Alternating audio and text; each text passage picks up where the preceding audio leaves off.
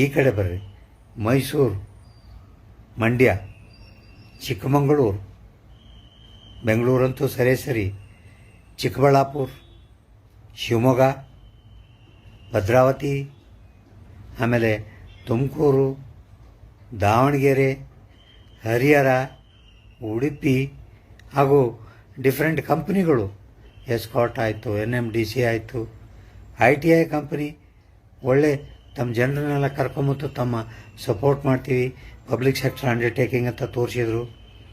ಇವೆಲ್ಲ ನಮ್ಮ ಒಕ್ಕಟ್ಟಿಗೆ ಒಂದು ಒಳ್ಳೆಯ ಸೂಚನೆ ಕೊಡ್ತಾ ಇದೆ. ನಾನು ಕೂಡ ಡೆಲ್ಲಿಗೆ ಹೋಗಿ ನಿಮಗೆ ಆದಷ್ಟು ಬೇಗನೆ ದೀಪಾವಳಿಗಿಂತ ಮೊದಲು ಒಳ್ಳೆಯ ಸುದ್ದಿಯನ್ನು ತರಲು ಹಗಲು ರಾತ್ರಿ ನಾನು ಪ್ರಯತ್ನ ಮಾಡ್ತೀನಿ.